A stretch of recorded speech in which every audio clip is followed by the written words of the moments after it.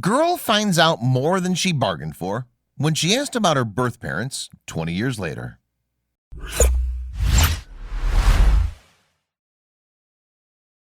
But before we start, please give the video a like and make sure to subscribe to Wonderbot and hit the bell so you'll never miss any uploads from us. If you had kids, would you be able to give them up as soon as they were born? Imagine the helpless infant who has no one to turn to. Well, this girl from China was abandoned by her biological parents at birth. She was fortunately adopted by an American family after a few years. Find out the astonishing revelation that took place when she reunited with her birth parents 20 years later. It was interesting enough to be made into a documentary, which is kept at the end of this video. An adopted kid. Katie Poehler was raised in a little town called Hudsonville in Michigan. She lives with her adoptive parents and their 2 sons. Since she clearly knows about her Asian heritage, Katie knew there were some hidden secrets about her past that she wanted to find out. She knew she was adopted, but the details of her adoption had never been discussed by her adoptive parents. A secret pregnancy. It's not easy to forget that countries all over the world have different policies and laws. While some countries may be very liberal, others tend to be very rigid and tough. About 22 years back, Katie's mother, Chan Fen-sheng, found out she was pregnant with her second daughter.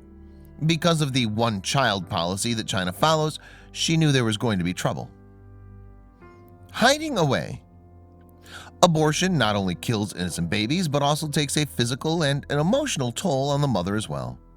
For Qian, who already was way past the initial stages of her pregnancy, the option of having an abortion was well out the window.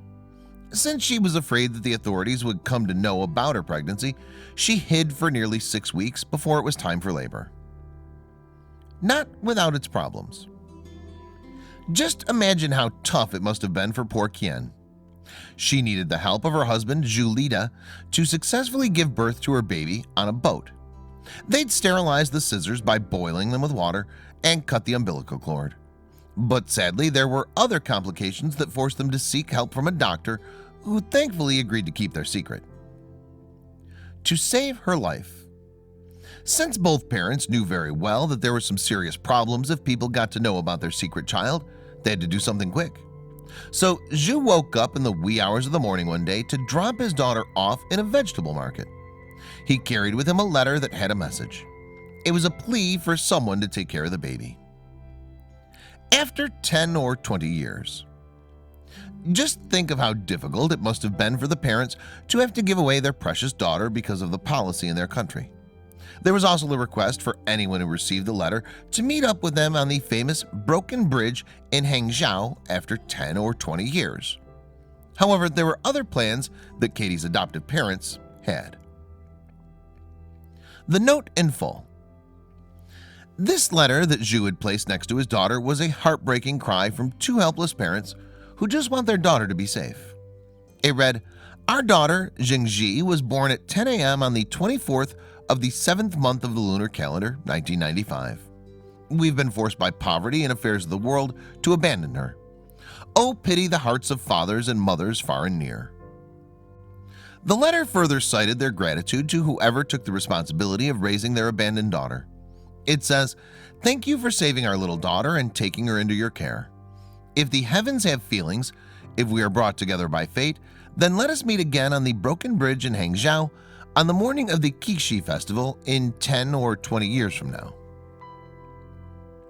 If you feel curious about this policy that China's adopted, here's a little information about how it came into existence.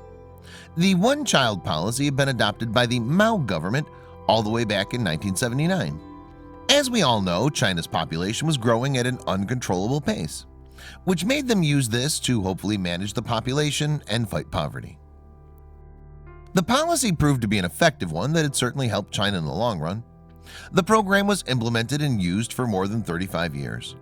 An estimated amount of around 400 million births have been reportedly prevented because of this policy. However, by the end of 2015, China had stopped running this policy, and the number of childbirths is not controlled anymore.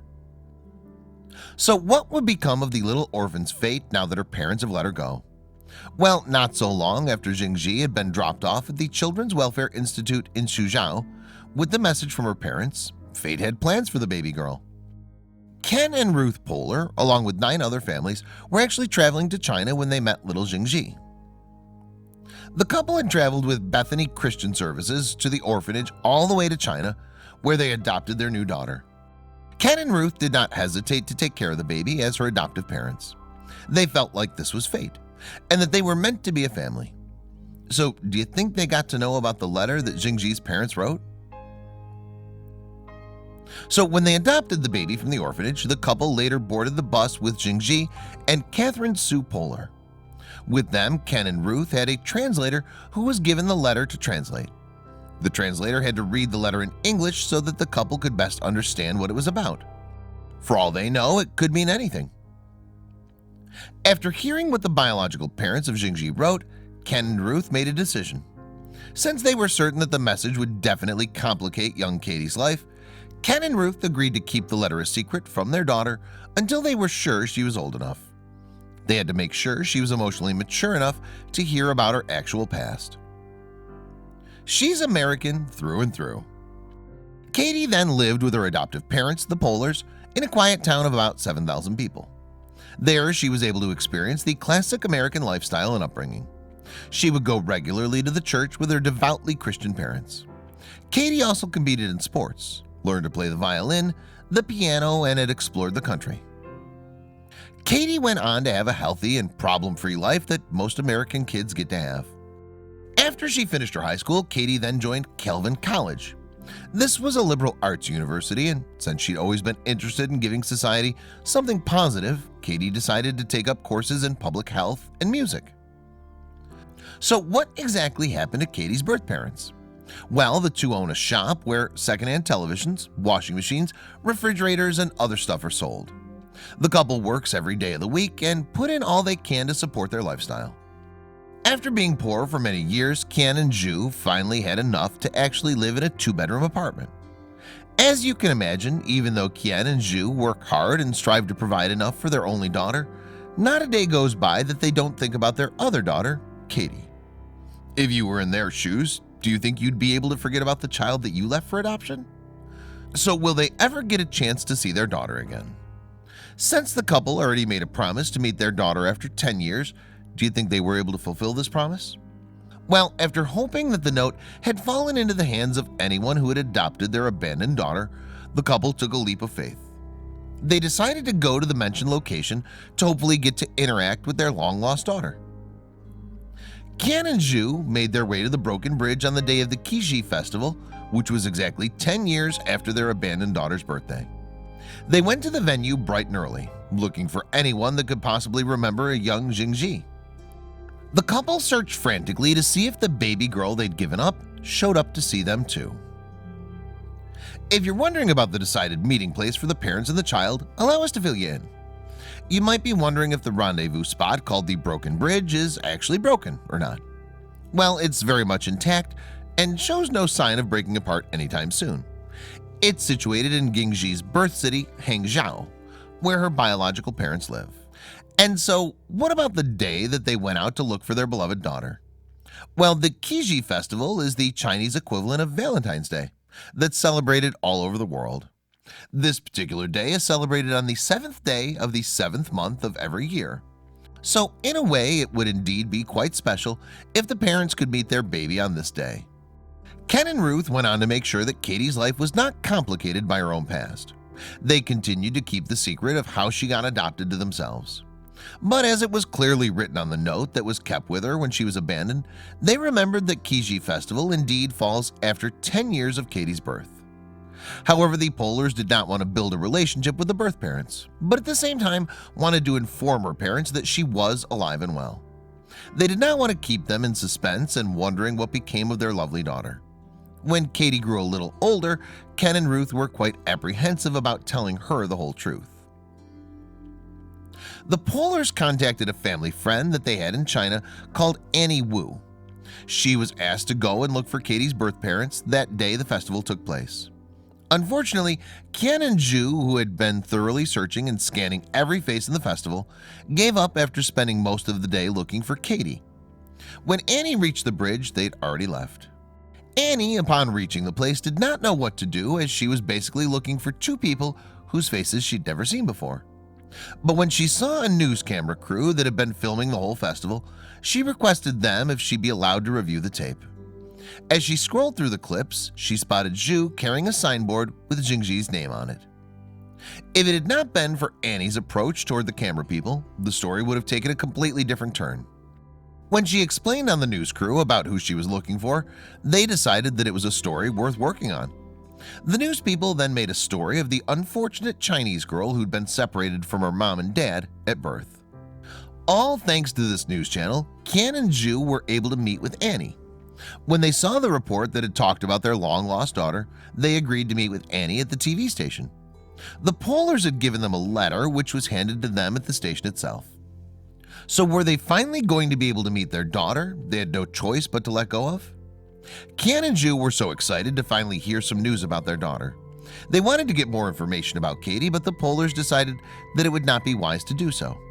Since they felt that their daughter was still unprepared emotionally to handle all of this, they told Qian and Zhu that it would be best to just leave things like this. So even after finally learning about their daughter's fate, the couple did not get any news about her for more than 10 years. The baby girl that they were forced to give up was doing well and fine, but no other information was given to them.